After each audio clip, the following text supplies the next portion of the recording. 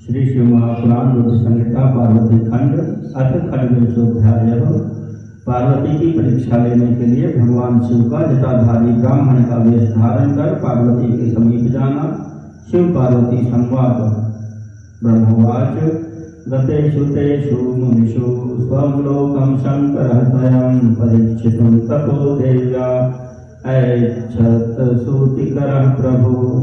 ब्रह्मा जी बोले, हे नारद, उन मुनियों के अपने अपने लोक चले जाने पर जगत सृष्टा प्रभु शिव ने स्वयं पार्वती के तप की परीक्षा कर लेने की इच्छा की।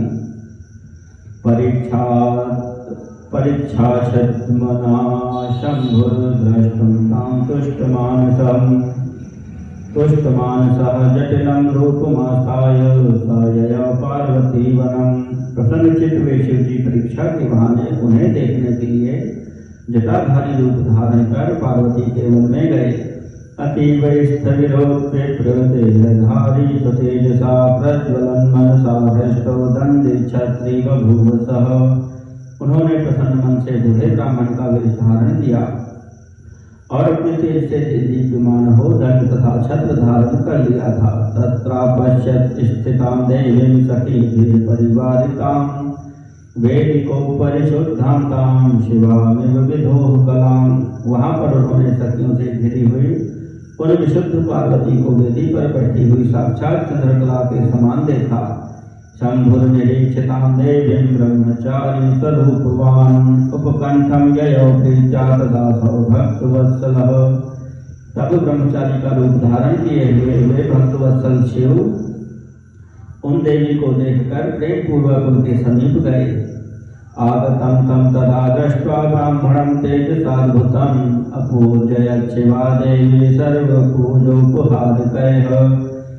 सुसत्कृतं संविधाभि पूजितं परया मुदा पार्वती कुशलं प्रीत्या पप्रच्छ द्विजमादरात्। उस अपूर्व तेजस्वी ब्राह्मण को आया हुआ देखकर शिवा देवी ने सभी प्रकार की पूजा सामग्री से उनका पूजन किया। इस प्रकार भली भांति पूजा सत्कार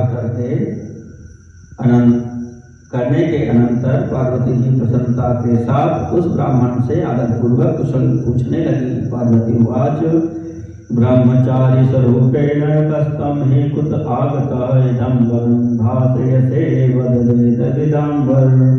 पार्वती बोली, हे ब्राह्मण, ब्रह्मचारी का स्वरूप धारण किए हुए आप कौन हैं और कहाँ से आए हैं? आप इस वन को प्रकाशित कर रहे हैं। हे देवताओं में श्रेष्ठ, यह सब मुझसे कहिए। विप्रुवाच अहमेच्छाभिगामी च वृद्धो विप्रतनुः सुधीः तपस्वी सुहृदोन्नेषामुपकारी न संशयः। ब्राह्मण बोले, मैं वृद्ध ब्राह्मण का शरीर धारण किए अपने इच्छानुसार चलने वाला एक बुद्धिमान तपस्वी हूँ।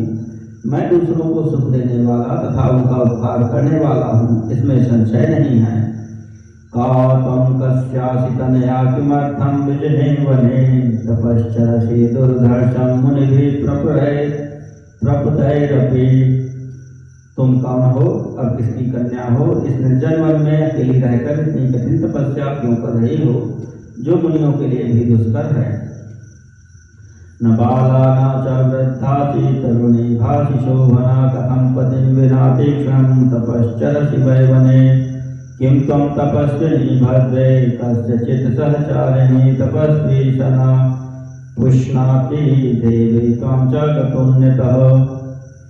तुम न तो बाला हो न ही वृद्धा, तुम तो सर्वथा तरुणी जान पड़ती हो। पति के बिना इस वन में इतनी कठोर तपस्या क्यों कर रही हो? हे भद्रे, क्या तुम किसी तपस्वी की सहचारिणी हो जो इतनी घोर तपस्या में निमग्न हो?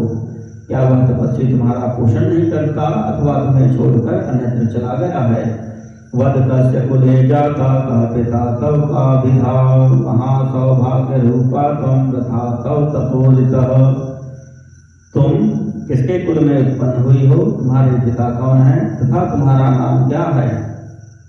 यह बताओ, तुम तो सौभाग्यशालिनी हो, तपस्या में तुम्हारी आसक्ति तो व्यर्थ ही है।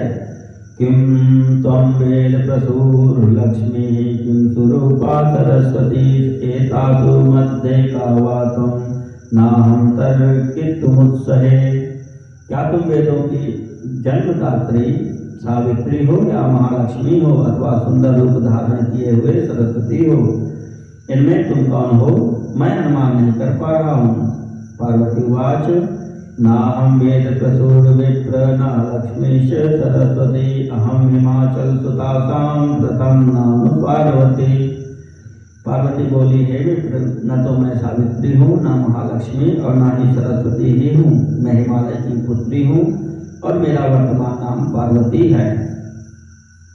पुरा दक्ष सुता जाता सती नामान्य जन्मनि योगेन त्यक्त देहाहं यत् पित्रा निंदितः पतिः अत्र जन्मनि संप्राप्त शिवोऽपि विधिवैभवात् मां त्यक्त्वा भस्मसात् कृत्य मन्मथं स जगामः। प्रयाते शङ्करे तापोद्विजिताहं पितुर्गृहात् आगता तपसे विप्र सुदृढा स्वर्णतीतटे। पूर्व जन्म में मैं दक्ष की कन्या थी। उस समय मेरा नाम सती था। मेरे पिता ने मेरे पति की निंदा की थी, इसलिए मैंने योग मार्ग का अवलंबन कर अपना शरीर त्याग दिया था। मैंने इस जन्म में भी भाग्यवश शिव जी को ही प्राप्त किया, परंतु वे कामदेव को जलाकर मुझे छोड़कर चले गए। हे विप्र, शंकर जी के चले जाने पर मैं कष्ट से उद्विग्न हो गई और तप के लिए दृढ़ होकर पिता के संग गंगा के तट पर चली आई। हृत्वा तपः कठोरं सा शुचिरं प्राणवल्लभं न प्राप्याग्नौ विविक्षन्ति त्वं दृष्ट्वा संस्थिता क्षणम्।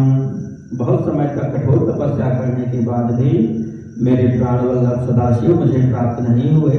इस कारण मैं अग्नि में प्रवेश करना चाहती थी, किंतु आपको देखकर क्षण मात्र के लिए रुक गई।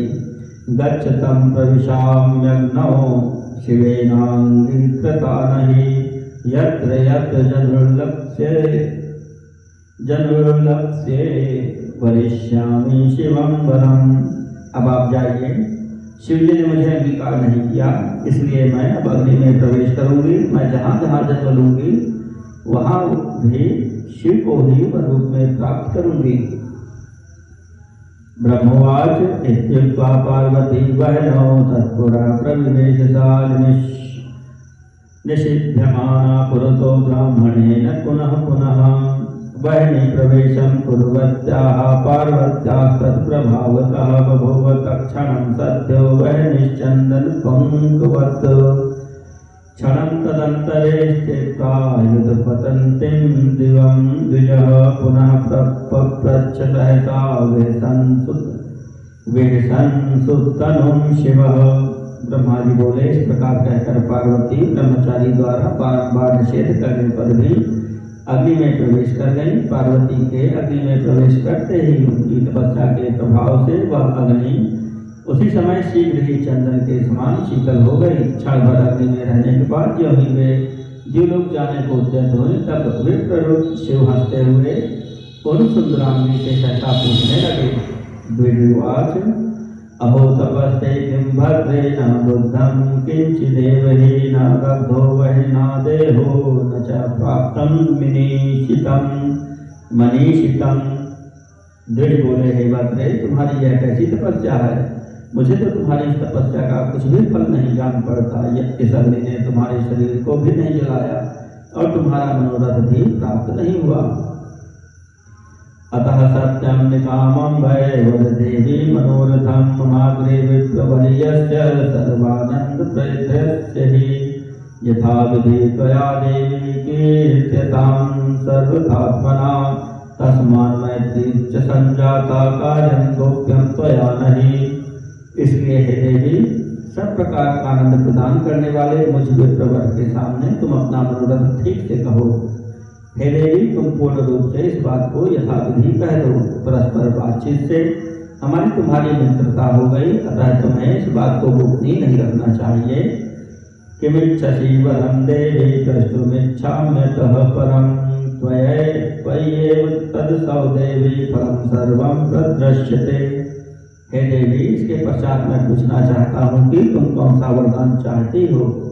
हे देवी, मुझे सारे वरदान का फल तुम्हीं में दिखाई पड़ रहा है। पुराते च तपश्चेद्वये तिष्ठेतु तप एव तत् रत्नं हस्ते समादाय हित्वा काचस्तु संचितः यह तपस्या यदि तुमने दूसरे के लिए की है तो वह सारा का सारा तुम्हारा तप व्यर्थ हो गया और तुमने हाथ में रत्न को लेकर के उसे खोकर पुनः कांच धारण किया। ईदृशं तव सौंदर्यं कथं व्यर्थीकृतं त्वया हित्वा वस्त्राण्यनेकानि चर्मादि च धृतं त्वया तत्सर्वं कारणं ब्रूहि तपसस्त्वस्य सत्यतः तच्छ्रुत्वा विप्रवर्योऽहं यथा हर्षमवाप्नुयाम्। इस प्रकार की अपनी सुंदरता तुमने व्यर्थ क्यों कर दी? अनेक प्रकार के वस्त्र त्याग कर तुमने यह मृगचर्म क्यों धारण किया? इसलिए तुम इस तपस्या का सारा कारण सत्य सत्य बताओ, जिससे कि उसे सुनकर ब्राह्मणों में श्रेष्ठ मैं प्रसन्नता प्राप्त करूं। ब्रह्मोवाच इति पृष्ठा तथा तेन सखीं प्रेरयताम्बिका तन्मुखेनैव तत्सर्वं कथयामास सुव्रता। ब्रह्मा जी बोले, इस प्रकार उस ब्राह्मण ने पार्वती से पूछा। तब उन सुव्रता ने अपनी सखी को प्रेरित किया और उनके मुख से सारा वृत्तांत कहलवाया। तया च प्रेरिता तत्र पार्वत्या विजयाभिधा प्राणप्रिया सुव्रतज्ञा सखी जटिलं ब्रवीत। तदनंतर उस पार्वती से प्रेरित होकर पार्वती को प्राणों के समान प्रिय तथा उत्तम व्रत हो जानने वाली विजया नाम की सखी उस ब्रह्मचारी से कहने लगी। सखीवाच शृणु साधो प्रवक्ष्यामि पार्वती चरितं परम् हेतुं च तपस्सर्वं यदि त्वं श्रोतुमिच्छसि। सखी बोली, हे साधो, यदि आप इस पार्वती का श्रेष्ठ चरित्र एवं इसकी तपस्या का समस्त कारण जानना चाहते हो तो मैं उसे कहूँगी, आप सुने। सखी में गिरिराजस्य सुतेयं हिमभूभृतः ख्याता वै पार्वती नाम्ना तस्य मातास्ति मेनका। यह मेरी सखी पर्वतराज हिमालय की पुत्री है और पार्वती नाम से प्रसिद्ध है। इसकी माता मेनका है। उड़ेयं न च केनापि न वाञ्छति शिवात् परं त्रीणि वर्षसहस्राणि तपश्चरण साधनी तदर्थं मेनया सख्या प्रारब्धं तपेदृशं तदत्र कारणं वक्षे शृणु साधो द्विजोत्तम। हितवेन्द्र प्रमुखान् देवान् हरिं ब्रह्माणमेव च पतिं पिनाकपाणिं वै प्राप्तुमिच्छति पार्वती। अभी तक इसका विवाह किसी के साथ नहीं हुआ है। यह शिव जी को छोड़कर दूसरे को अपना पति नहीं बनाना चाहती। यह 3000 वर्ष से तपस्या कर रही है। हे साधो, हे द्विजोत्तम, उन्हीं के लिए मेरी सखी ने ऐसा तप आरंभ किया है। इसका भी कारण मैं आपसे कहती हूँ, आप सुने। यह पार्वती इंद्रादि प्रमुख देवताओं एवं ब्रह्मा विष्णु आदि को छोड़कर केवल पिनाकपाणि शंकर को ही पति रूप में प्राप्त करने की इच्छा करती है। यम सखी मधीया वै वृक्षा नारोपयत् पुरा तेषु सर्वेषु संजातं फल पुष्पादिकं द्विजो। हे द्विज, तपस्या प्रारंभ करने के पूर्व मेरी सखी ने जिन वृक्षों को लगाया था उन सब में फूल फल आदि आ गए हैं। अतः प्रतीत होता है कि मेरी सखी के मनोरथ पूर्ण होने का समय आ गया है। रूप साखाय जनक कुलालंकरणाय च समुद्दिश्य महेशानं कमस्यानुग्रहाय च मत्सखी नारदादेशात् तपस्तपति दारुणं मनोरथं कुतस्तस्या न फलिष्यति तापस। यह मेरी सखी नारद जी के उपदेशानुसार अपने रूप को सार्थक करने के लिए, अपने पिता के कुल को अलंकृत करने के लिए और कामदेव पर अनुग्रह करने के लिए महेश्वर के उद्देश्य से कठिन तप कर रही है। हे तापस, क्या इसका मनोरथ सफल नहीं होगा? यत्ते पृष्ठं द्विजश्रेष्ठ मदसख्या मनसीप्सितं मया ख्यातं च तदप्रीत्या किमन्यत् श्रोतुमिच्छसि। हे विश्रेष्ठ, आपने मेरी सखी के जिस मनोरथ को पूछा था मैंने प्रीतिपूर्वक कह दिया। अब आप और क्या सुनना चाहते हैं? ब्रह्मोवाच इत्येवं वचनं श्रुत्वा विजयाया यथा कृतः मुने स जटिलो रुद्रो विहसन् वाक्यं ब्रवीत। ब्रह्मा जी बोले, हे मुने, विजया की इस यथार्थ बात को सुनकर वे जटाधारी रुद्र हंसते हुए यह वचन कहने लगे। जटिलवाच सखेदं कथितं तत्र परिहासो न मुह्यते यदा यथार्थं चेत् तदा देवी स्वमुखेनाभिभाषताम्। जटिल बोले, सती के द्वारा जो यह कहा गया है वह तो परिहास मालूम पड़ता है। यदि यह यथार्थ है तो देवी अपने मुख से कहें। ब्रह्मवाच इत्युक्ते च तदा तेन जटिलेन द्विजन्मना उवाच पार्वती देवी स्वमुखेनैव तं द्विजम्। ब्रह्मा जी बोले, इस प्रकार जब जटाधारी ब्राह्मण ने कहा तब पार्वती देवी अपने मुख से ही उन ब्राह्मण से कहने लगी। इति श्री शिव महापुराणे द्वितीयायां संहितायां तृतीये पार्वती खंडे शिवाजटिल संवादो नाम 8वां अध्यायः।